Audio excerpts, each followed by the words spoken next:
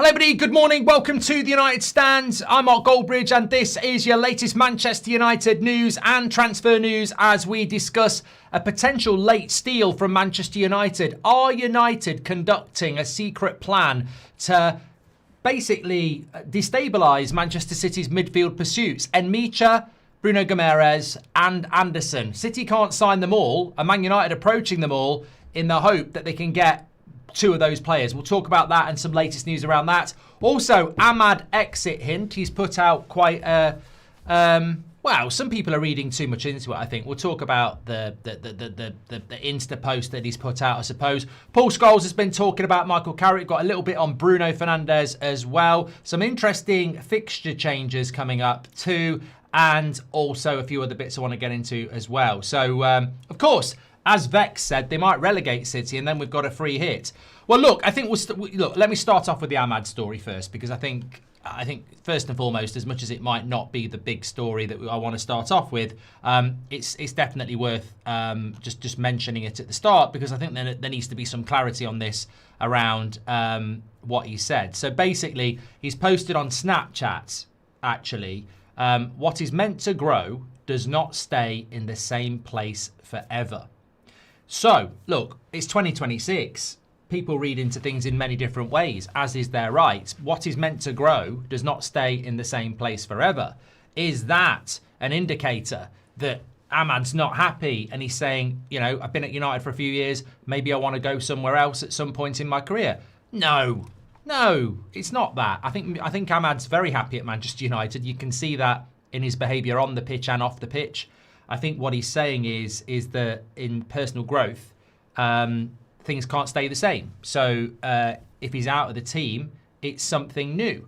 And I think, you know, if you think about it from he needs to keep improving. He's out of the team at the moment. What is meant to grow does not stay in the same place forever. I would say that's more about personal growth, in the sense that what's meant to grow, what has talent, doesn't stay in the same place forever. Sometimes it's in the sun and it's growing. Sometimes you have to move it into a different place to help it grow more.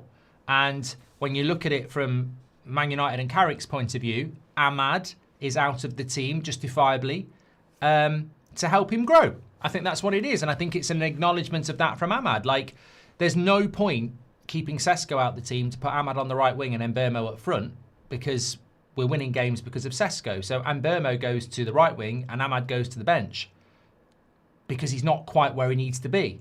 So he goes to the bench to grow. And I think that's what Ahmad's talking about. I personally don't think it's got anything to do with, I've been benched for Sesko, I'm not happy, I'm looking to leave. I mean, he ain't Garnacho, is he? So I don't think, as the official says, he's missed one game. We're overthinking it. I think it's more of an inspirational post for Ahmad to say that he's okay dealing with this situation, which is, you know, not that deep, really. Anyway, let's have a look at... I want to start off... Well, we've started off with that just to cover it off, but I want to talk about this. Manchester City are keen on re-signing midfielder Felix Nmecha from Borussia Dortmund. This is coming in from numerous sources, but also coming in from Patrick Berger, who is a very good journalist around German football. Nmecha was released by City 5 years ago without making a Premier League appearance, but is wanted back by Pep Guardiola. And I think that in itself is quite an interesting thing, because if Pep Guardiola is staying at Man City, and we all believe he's not, I don't think he's staying. But if he is staying, that's going to make it very, very difficult for us to sign people. But secondary to that, we've also got this other story that we sort of spoke about a little bit last night. Man United want Newcastle captain Bruno Guimarães to replace midfielder Casemiro. The 34-year-old United midfielder has endorsed his brilliant Brazilian teammate, and also brilliant teammate, I suppose. Newcastle are currently trying to negotiate a contract extension with Guimarães, which could complicate this transfer. That's coming in from AS, which we sort of spoke about last night as well. But also, Manchester United have been linked to Nmecha as well. So I'm just thinking, with Man City wanting Nmecha, Man City wanting Bruno Guimarães, they have been linked to Bruno Guimarães for the last 2 years quite concretely. And that Man United and Man City also want Elliot Anderson. Are we starting to see a little bit of a master plan here? Now, master plan and Jason Wilcox doesn't go in the same sentence. But look, Jack, I've got to say, when you say Nmecha is shite, fine, it's your opinion, but he clearly isn't shit. Like, he clearly isn't. Like, you don't want to sign him, that's fine, but he clearly isn't shit. If you watch the Bundesliga, he's not shit. He's probably Dortmund's best midfielder, and they are second in the Bundesliga. He's very physical, he's very good on the ball, he's very energetic. He might not be the midfielder you want, but he isn't shit. And I guarantee you, if Man City want him, he isn't shit. So, like, he's not shit. You might not want him, but he's not shit, okay? If Man City want him, and Man City want Bruno Guimarães, and Man City want Anderson, they cannot sign all three. They can't. So is this now going to be a clever play from Manchester United where they are literally going to play a game with Man City? Like, looking at the targets that they're looking for, could we get Bruno Guimarães? Could we get Elliot Anderson? Could we get Nmecha? Like, if we're looking at Man City targets, I'm actually quite comfortable with that. I know some of you are saying, oh, it's Agate all over the place and Nmecha is shit and all this lot. But I've always said this, that if we're looking at targets that Man City want, that's pretty much the way we need to behave in the transfer market. Like, Man City aren't looking at Baleba, we are. But, like, we do need to look at these things because Man City won't be able to buy all three of them. So I think it would be a clever tactic to be focusing in on volume of quality midfielders and almost be on the tail end of what Man City are doing. So, like, if Man City are in advanced talks with Bruno Guimarães, we sort of throw our hat in the ring. If they are going for Nmecha, we put our hat in the ring. Elliot Anderson, we know our hat's already in the ring. They can't get them all. And I know people go, well, it's a little bit weak, it's a little bit like sloppy seconds, whatever. But ultimately, we're a long way behind Manchester City. We're a long way behind Arsenal. And I believe we need to be looking at the players that they're looking at. I mean, I'd like us to be going for Alvarez. That's where Arsenal are going. I'd like us to be looking at Elise. That's where Liverpool are going. I think these are the type of players that are going to take Manchester United from maybe competing for fourth or third to competing for the title.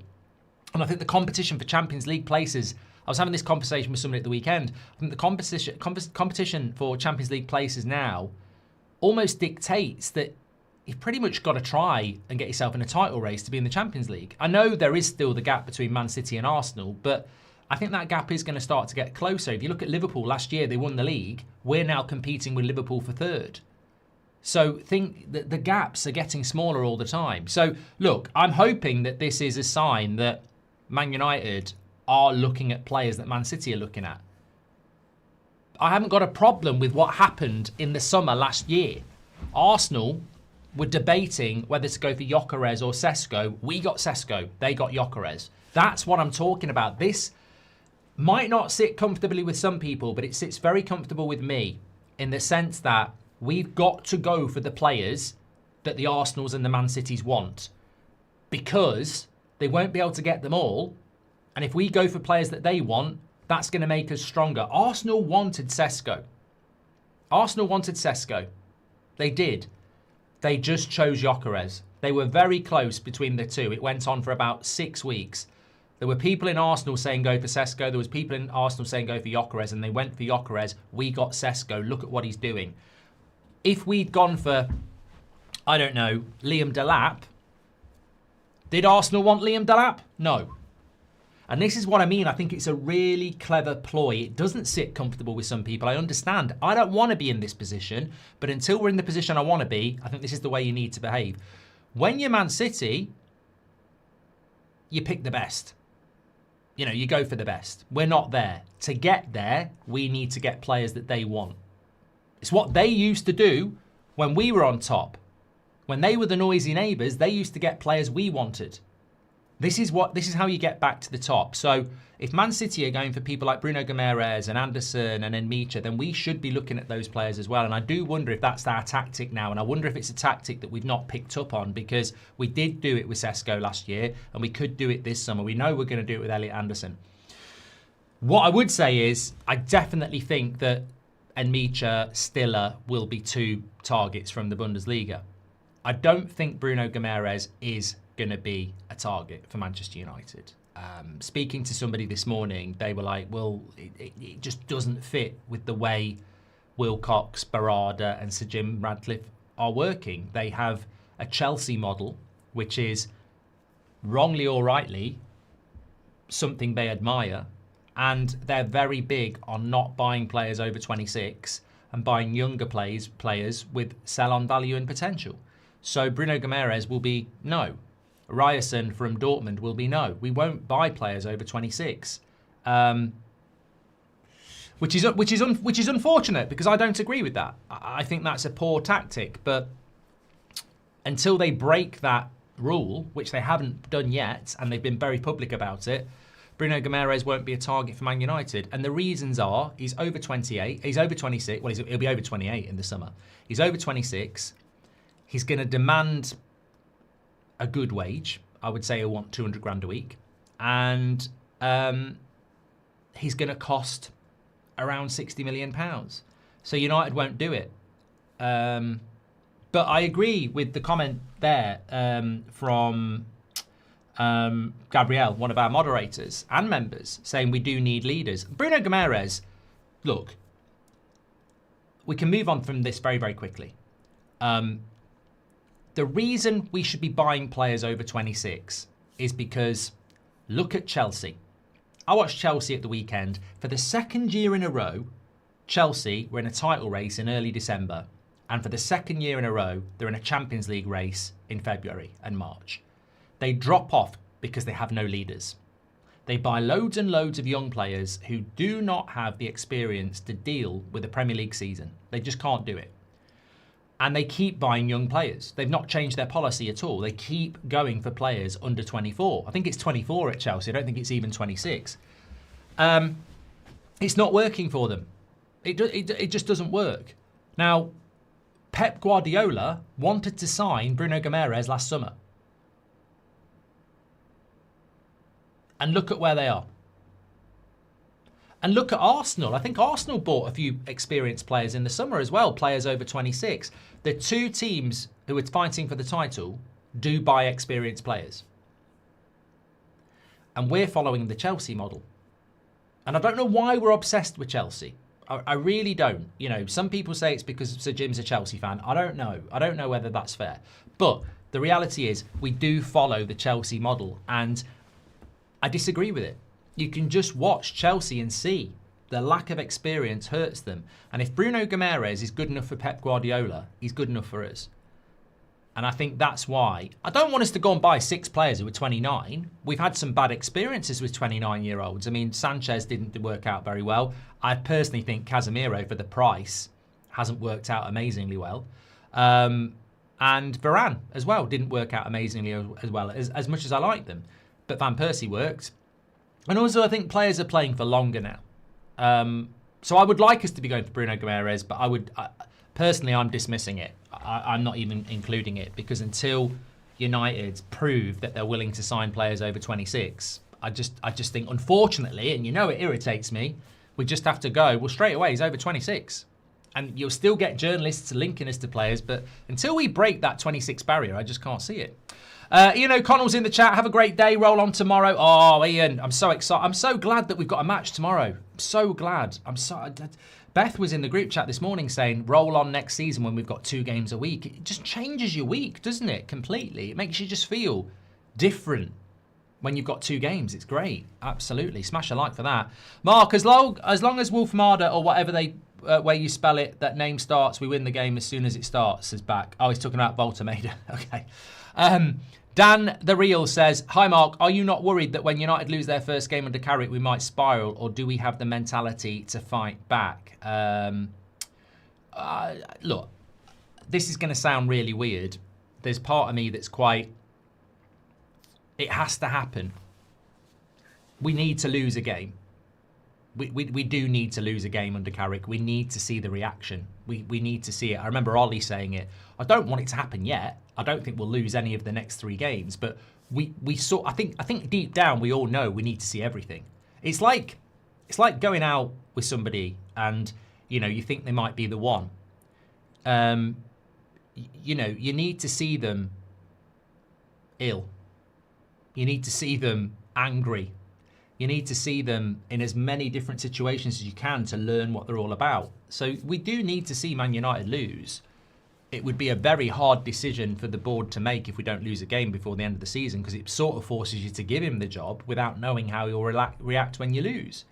So I'd be very surprised on the board themselves if they're not thinking at some point we need a loss just to see how it goes. But you'd have to give him the job if he won every single game, wouldn't you? So, and you wouldn't know how he's going to react when he loses. So yeah, you've got to see them in bed as well, says Rob. Just actually talking about marriages. This is. I should have used it as an analogy. I can't remember where I heard it. This is why I'm not going to use it.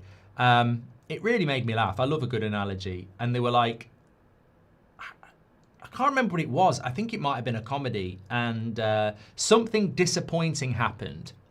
And they said, that's more disappointing than your missus having diarrhea on your wedding night.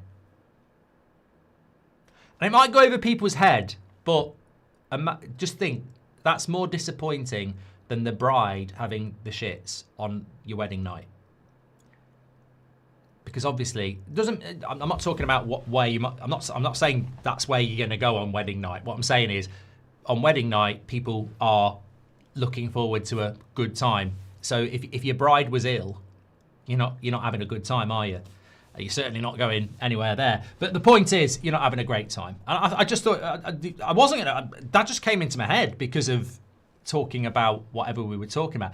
Michael says, why is it disappointing? You're not married, are you, Michael? Or you didn't have a very good wedding night. Michael didn't get it, G. Anyway, we'll move on. You sure it's not a City plan like when they wanted Harry, Fred and Alexi, says Glenn.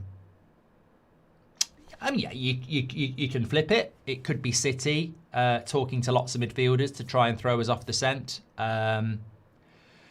Look, I refuse to talk about Elliot Anderson, but then I'm going to talk about Elliot Anderson. We are in talks with Elliot Anderson. Man City are in talks with Elliot Anderson. I don't know whether he follows them on Instagram anymore. I don't know whether he follows us. He did follow Man City. I think that Elliot Anderson to Manchester City is probably the right move for Elliot Anderson, if I'm being completely honest. But every part of me is saying, come to Man United. I think he's brilliant. I think he's perfect for us. You know, I'd pay £100 million for him. But with Elliot Anderson, we're sort of like going, until there's a big development, like we're sort of going around the houses with Elliot Anderson. Mark, early shout. Who do we sign in the summer transfer window? How many and what players to be specific? Cheers for all your hard work, says Simon. Well, look, I keep hearing this, and this is like I don't know whether this is going to lead to anything or not, but I keep hearing this. I keep hearing that Wilcox's job is not safe. I just don't get that indication myself.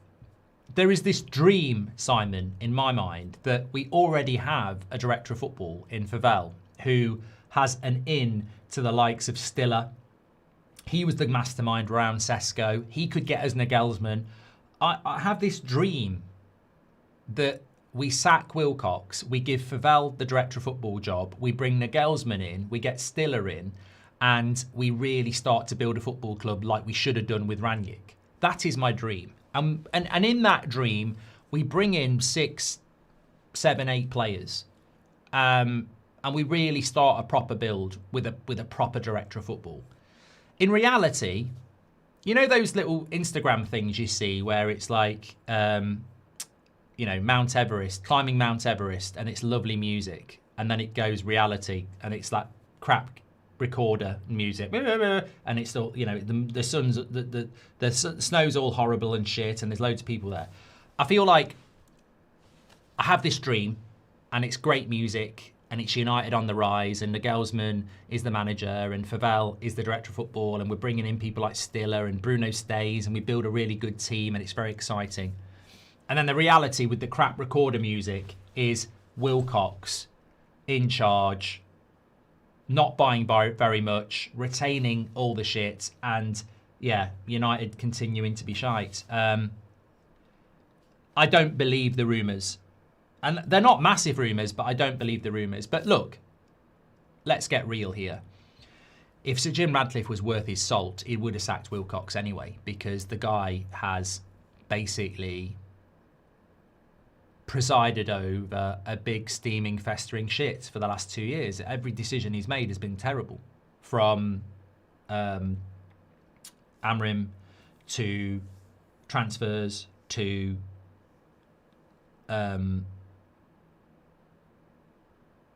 well, I'm trying to find a positive. I really am. I really am. But look, the reality is, the dream is right in front of us. So, in short, Simon, I don't really know the answer to that one, if I'm being honest. Morning, Goldbridge. My thoughts on this season are simple. 2 losses in our last 22 games. Fantastic. Is it enough? No. We need some big boys for the Champions League, says JB. Goldbridge says also Nmecha is 6'3" and a presence in both boxes. That could be important if you want to replace the aerial presence of Casemiro. And replacing that aerial presence of Casemiro is really, really important. I don't know whether you've noticed it this season. You might have noticed it in the last few weeks, but it's been happening all season.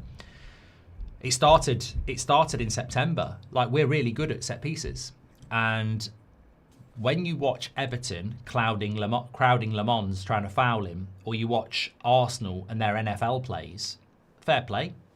It's legal, it works. We saw Arsenal score 2 goals from set pieces at the weekend.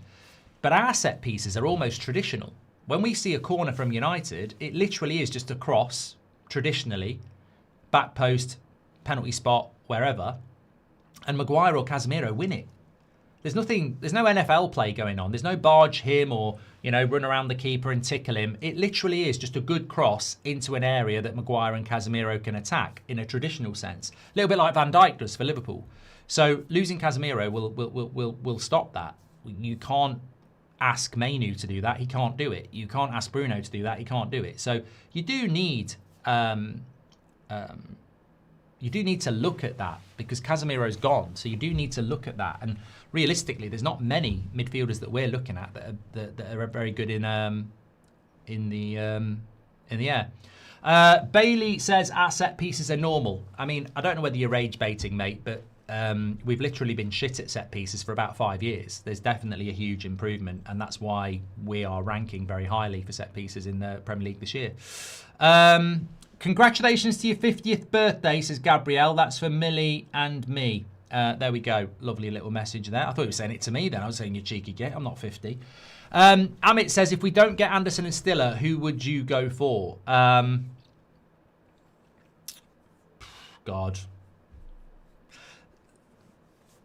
I want to talk about what Paul Scholes said about Carrick, but look, that is a good point, because even though it's a throwaway comment from Amit, if we don't get Anderson and we don't get Stiller, where do you go?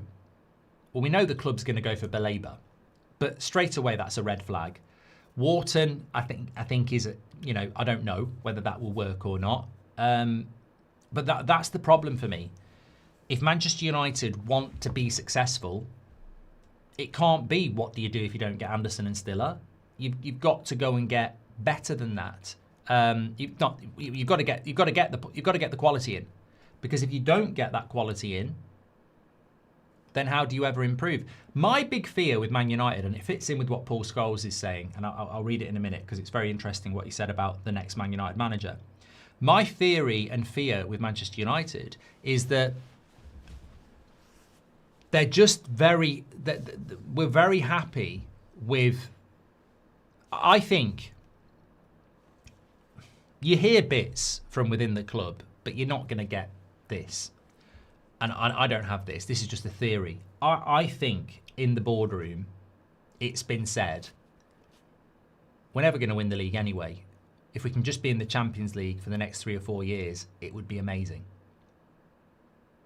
And I think that's been said multiple times in the boardroom in recent years and over the last 10 years, especially under a Glazer ownership. I think it's like, we're not going to win the league and we're not going to spend the money to win the league. We just want to be in the Champions League. I think that is literally, and you can bury your head in the sand if you want, but tell me I'm wrong.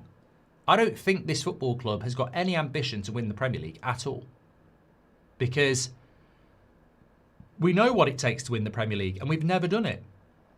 We've never done the things to win the Premier League. We when you look at Pogba, when you look at Bruno, when you look at Alexis Sanchez, when you look at Jadon Sancho, these are not the signings to win the Premier League, because there's not enough of them.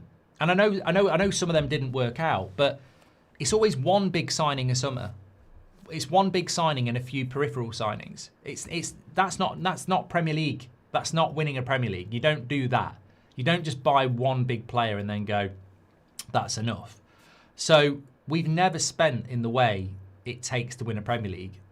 Because even if we have one good summer of spending, we don't follow it up again. And the reason for that is because when you're a business, the difference between coming second or third and winning it is a trophy. Financially, I would put it like this. If you finish third in the Premier League and you finish first in the Premier League, the thing you get is the trophy, the status. It's competitive. You've won. That's what you get. But financially, the gap's not very much. Let's say, I doubt it's even £100 million between third and first. I don't think it is. So it's the trophy that you get. You win. Your fans are happy. You're the best. That's what it's all about. So the gap between third and fourth, financial reward, won't be massive. The gap between third and first to win it, to build the team to win it, could be £500 million. You know what I mean? Like, so finishing third and winning the title probably is another £500 million in spend, maybe 300 million, depending how close you are. But actually winning it, you don't get that money back. The gap in financials is not that. And that's why we won't do it, because we're a business and we'll go, as long as we're in the Champions League, that's what matters. We'll pay to be in the Champions League. We're not going to pay the extra to win the league. So, and they've never done that. Remember, anybody in the there's some people in the chat saying, well, I don't agree with that. Well, prove it. Prove I'm wrong, because we've literally been second twice. One under Ollie, one under Mourinho. We didn't go for it. We've been in the Champions League positions multiple times in the last 13 years, and we didn't go for it. What we normally do is get in the Champions League and lower the spend.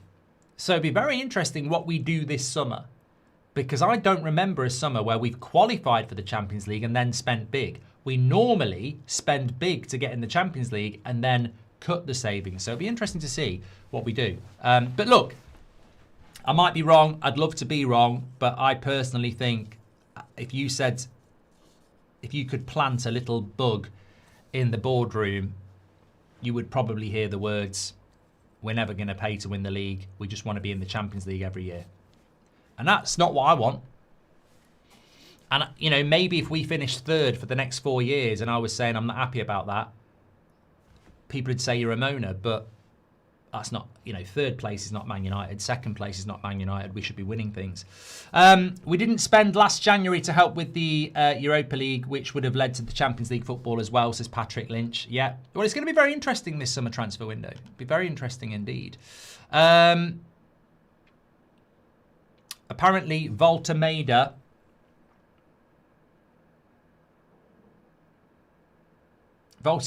is not playing for Newcastle tomorrow. They've been hit by illness. Oh my God, we get so much luck.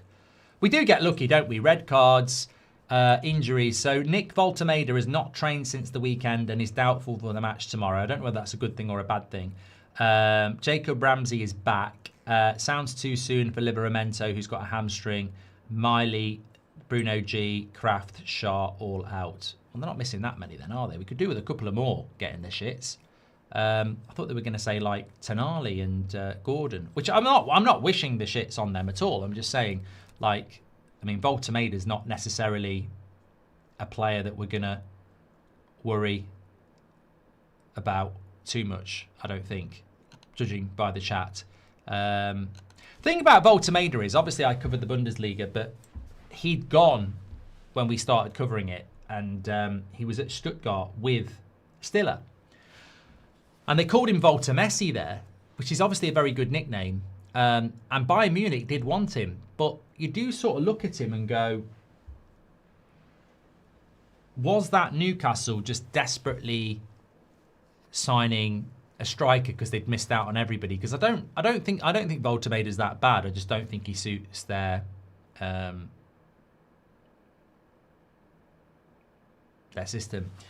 Brian says if it was Tonali or Bruno Guimarães, that would be bigger. Bruno Guimarães is out anyway. He's injured. He was never playing tomorrow. So we won't be seeing Bruno Guimarães tomorrow. He's definitely out. Right, okay, let's cover what Paul Scholes has said about the Carrick situation, because obviously on his podcast, This is a direct quote from Paul Scholes about the managerial situation. Let me know what you think. Just on a little bit of transfer news as well. Actually, I'll come back to that Danny Welbeck story in a minute. Let me just do this first. Okay. Okay, so Paul Scholes on Carrick and the next permanent manager of Manchester United. The perfect one out there, Ancelotti, is still out there. I know he's the coach of Brazil. He's the perfect one for Manchester United, where he will make the players feel like $1 million. He has the experience of winning stuff, but the question is he too old now? That's the only thing. Is there anyone else of that ilk with more experience? They need presence as a leader. The question also is, has Michael Carrick got the experience? I know it's a big question, and I know he's managed in the Championship, but this is different. Can we see Michael Carrick winning the Premier League for Manchester United? I don't know yet. And I think the biggest thing is, what type of manager will they look for? A tactician or a man manager who looks after people? Solskjaer was that, but all the people who are man managers, they always have a brilliant coach next to them, which Michael has got with Steve Holland. The club has to decide, do they want a master tactician who has failed? Ollie had the management skills, but did he have the experience to go and win a trophy? The same questions will be asked of Michael. I mean, I don't really know what Scholes is saying there. I think it's sort of just leaving it up in the air, isn't he? I mean, look, there's a lot of people talk about Steve Holland. I mean, I'm not actually totally convinced about Steve Holland, to be honest with you. I'm not. I think people wax lyrical about him. He spent a lot of time with Southgate, and the football was shit. Obviously, he was at Chelsea before. It was a little bit better.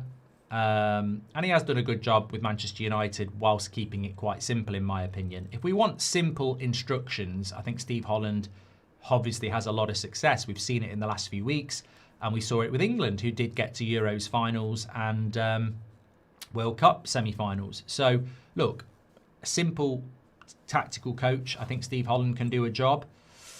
Michael Carrick, as he says, there's too much uncertainty. It's a punt. It is a punt. For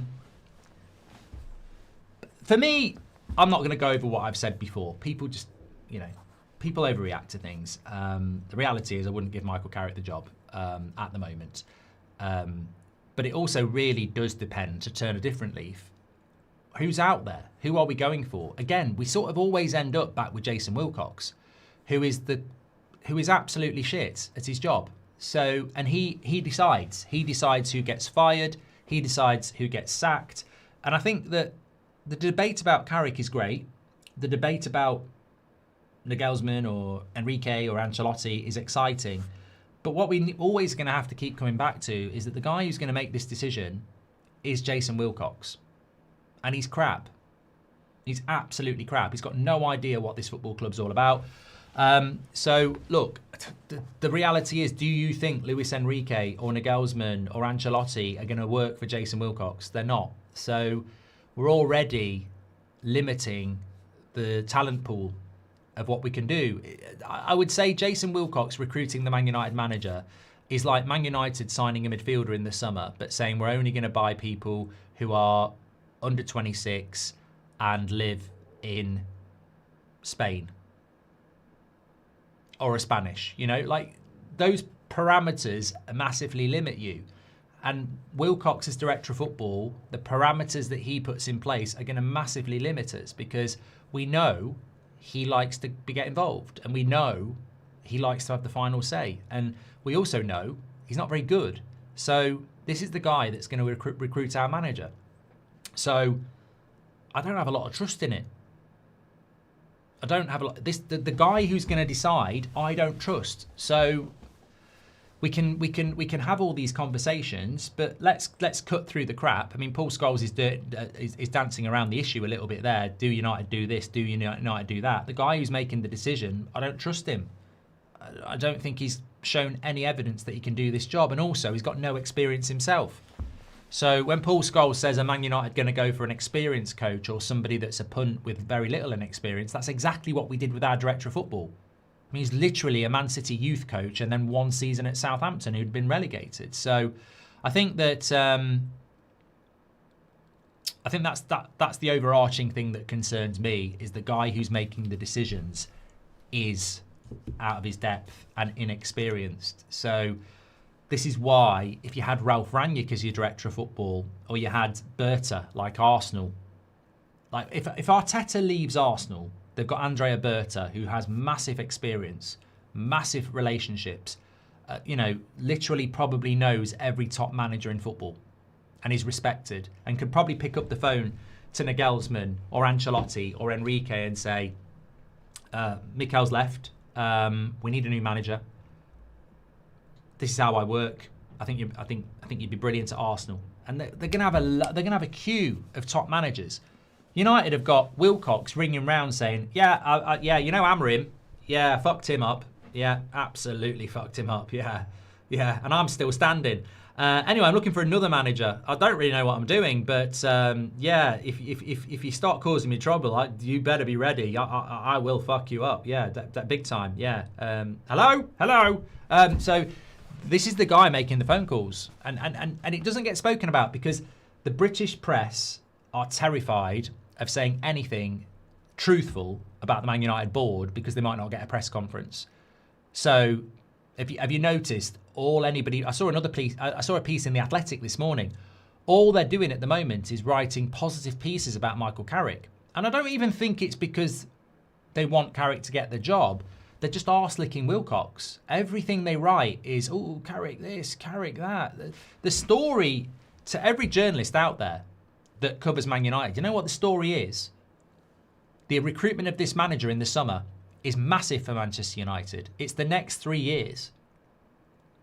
And you're not writing about it at all because you're terrified of Jason Wilcox. Because he is the guy that is going to choose our manager.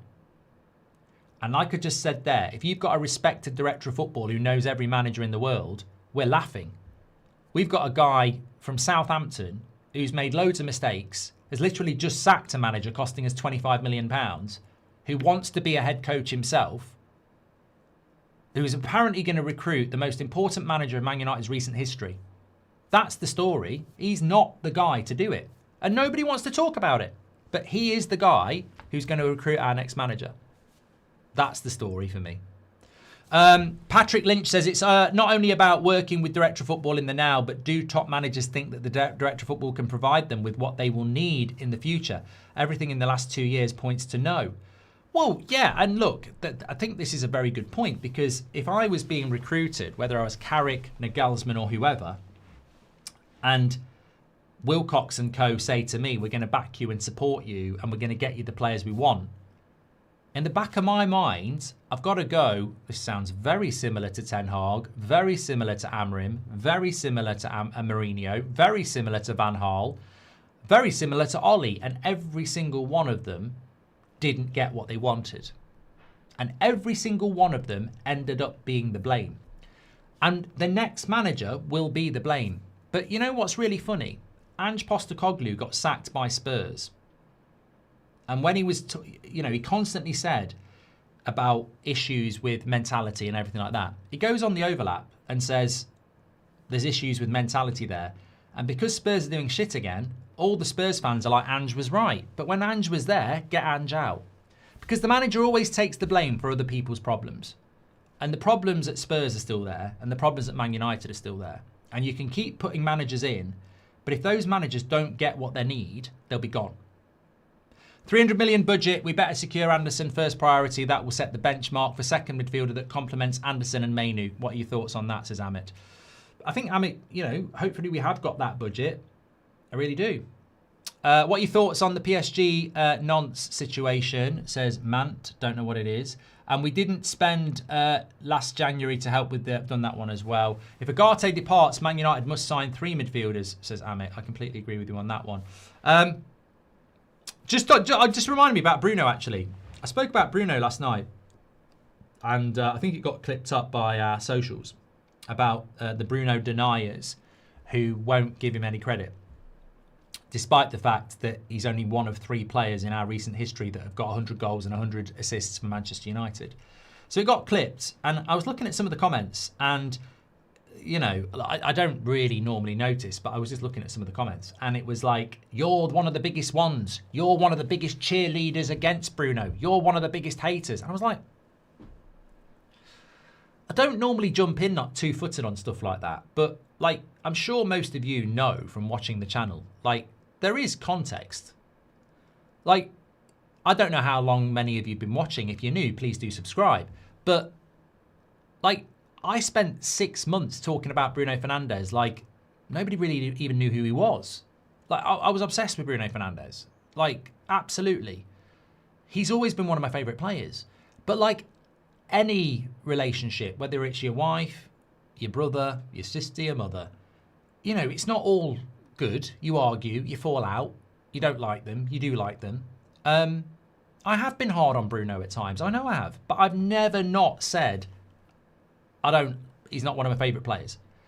And also, what people don't realise is, there's a very big difference between saying I'd sell Bruno Fernandes, get him out of the club when he's playing in the midfield, and I'll never sell him if he's playing as a number 10. Which is exactly what the conversation has been, certainly on this channel, for a year. In the midfield, cash in. He's not a midfielder. As a number 10, don't let him go. So, just for a little bit of clarity, because some people are just morons. Not you lot, but I think most of... I specifically remember doing a poll around early June when he was in talks with Saudi. And I remember it. I remember doing a show on it. It went on for about an hour. It was a bloody good show. And effectively, it got quite passionate. And there were people who said sell him anyway. But I remember the poll. And it was like, it was 74% would sell him if he was a midfielder. And I was one of them. And then we did another poll. What if he's a number 10? And it was like 82% keep him. And I was one of them. And that sort of explains it. Why would you sell a player? Look, Bruno can be very frustrating. And at times I've been frustrated with Bruno. It is hard when he has a shit game, but he gets 2 goals and 2 assists. It is sometimes a head wrecker because you'll go, he's played absolutely shit, but he's just gone and won us the game. And he can be frustrating like that. And I think there is a debate there about that. It's like a goal scorer who plays shit but then scores the winning goal. That in football has been, you know, people have made careers out of that. But it's always been a really interesting, almost pub debate. Like, has a player had a bad game if they play bad for 89 minutes but then score the winning goal? Well, I think they have. But I can also understand the argument, well, they can't have done because they've won the game. But I think it's a 90-minute game. And your performance across 90 minutes, as a coach, I would never condone having a player that plays shit and then scores the winning goal. Because I think it's important that you do play well as well. But sometimes Bruno does do that. But the overarching thing with Bruno is that it's just, you just can't argue with the fact that he's the #1 assist maker in the Premier League by a very long way. He's a #1 chance creator in the Premier League by a very long way. I do think he's benefiting for this season from the death of football. I don't think there are. Beyond Bruno, maybe Cherky, maybe Cole Palmer when he's at it. I don't think there's many creators in the game at the moment. I mean, the massive growth area is set pieces, isn't it? As we know, there's not many. You know, we certainly haven't got many number 10s creating goals, but we've got one, and you just can't replace that. You can't replace that in the modern game. Danny Welbeck story. Okay, let's have a look. Where was I?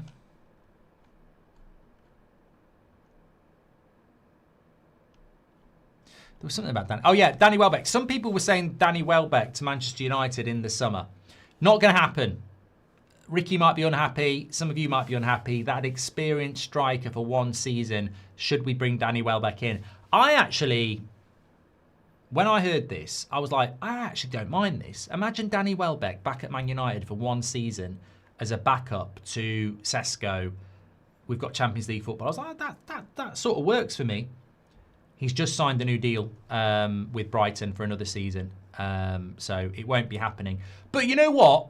Going back to the constant, it wouldn't be happening anyway because he's over 28.